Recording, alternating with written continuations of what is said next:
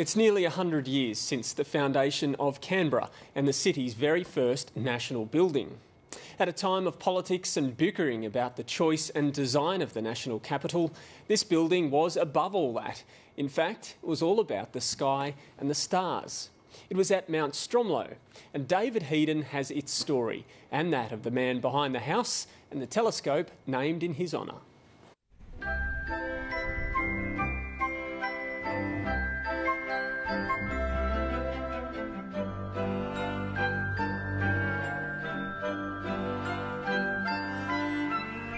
As strange as it may seem, this modest building at the top of Mt Stromlo was the first piece of genuinely national infrastructure of the new Commonwealth of Australia's fledgling national capital.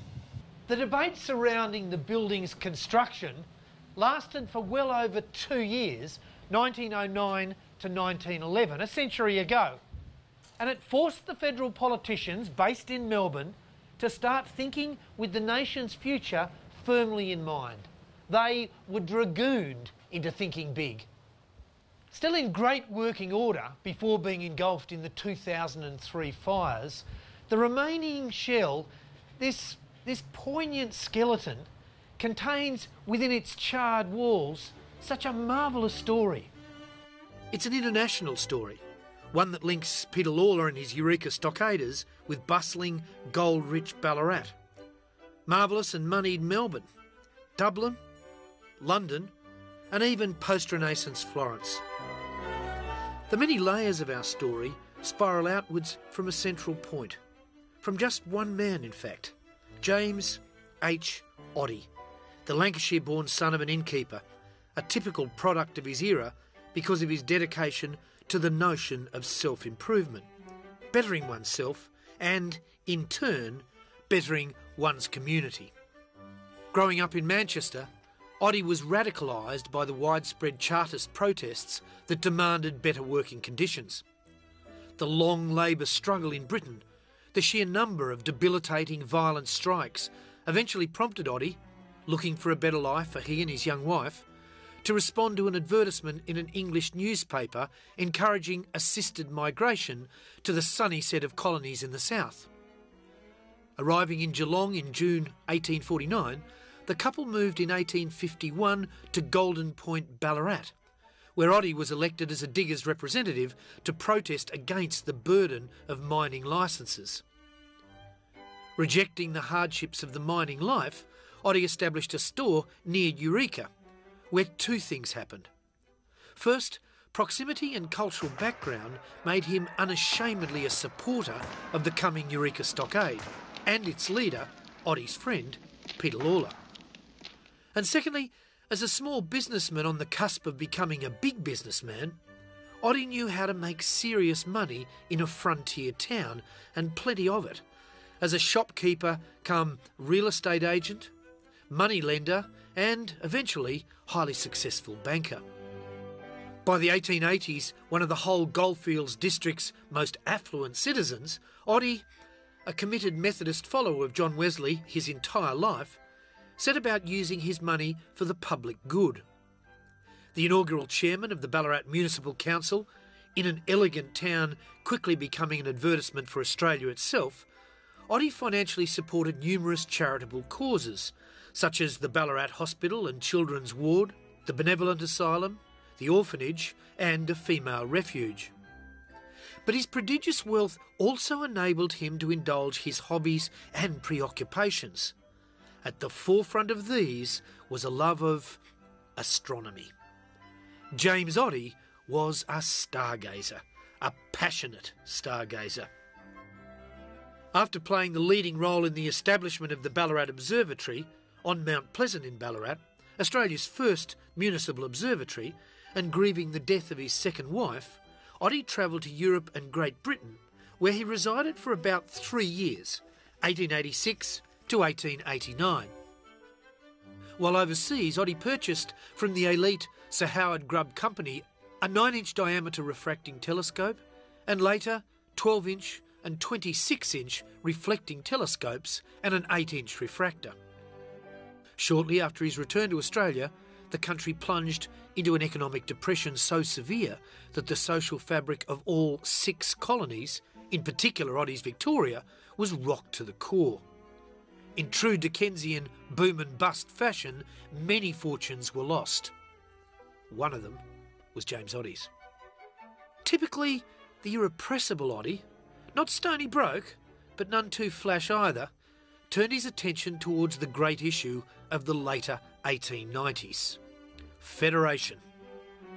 With Victoria, stimulated by the charismatic leadership of Alfred Deakin, pursuing a nationalist agenda, and Ballarat playing its part to the fullest, James Oddie took it upon himself to ask not what his country could do for him, but what he could do for his country.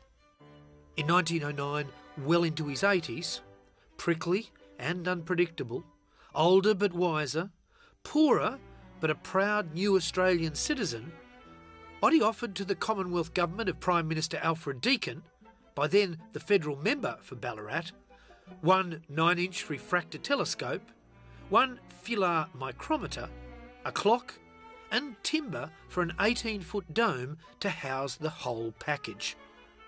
Deakin wrote back to his constituent accepting the generous offer and acknowledging what he called Oddie's splendid gift. In March 1910, in preparation for the possibility of the Oddie Telescope's arrival, the Victorian and Commonwealth astronomer, Florence-born Pietro Baracci, and the Commonwealth's principal surveyor, Charlie Scrivener, tasked with determining the best possible location for the telescope in the Yass-Canberra region, well away from the glare of city lights, went about their professional business. Stromlo, history records, got the nod for several reasons. Its high altitude, a dust-free environment, air clarity, and reliability of atmosphere. This was an ideal spot from which to view the heavens. James Oddie died on the 3rd of March 1911, sadly unaware, it seems, that the federal government authorities had confirmed that his superb telescope, about to take its distinctive place in the new national capital, would be called the Oddie Telescope. In the same month of March, the road to Mt Strom's rough and stony summit, as it was referred to, was completed. Work on the structure immediately commenced, the builders adhering to a set of superb plans approved by Baracci, the originals of which were a disastrous casualty of the 2003 fires. Thankfully, we do have quality copies available which reflect the splendour of the original documents. The Oddie House, this house, was completed in September 1911 at a cost of £630.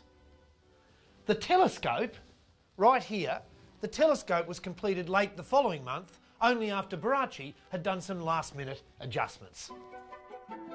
Over the next 18 months, Baracci and his talented assistant, Dr. James Baldwin, would travel from their Melbourne observatory to pristine Mt Stromlo, Mt Strom, 15 times to make test observations of the sun, to assess visibility of the moon's surface, and to plot deep space objects with glorious names such as Alpha and Omega Centauri, Eta Carina, and the Magellanic Clouds.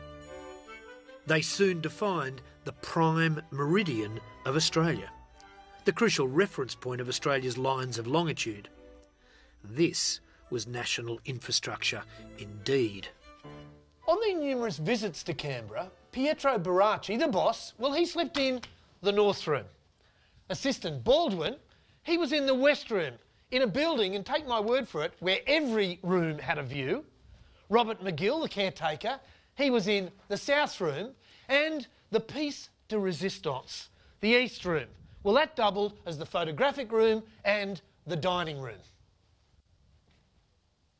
From such humble roots, big Commonwealth projects blossomed. And for that, we have to thank the grand old man of Ballarat. In the last 20 years of his life, Oddie made sure that his beloved hometown suitably recognised Peter Lalor with a statue in the main street. He recovered and donated to the Ballarat Art Gallery that he helped to establish the precious Eureka flag so treasured by the nation today. And he made certain in his will that the Eureka diggers' graves would forever be provided for. There's no doubt James Oddie was a special Australian. He looked to the stars. But fortunately for the Australian nation, late in his eventful life, he included the national capital of Australia in the view.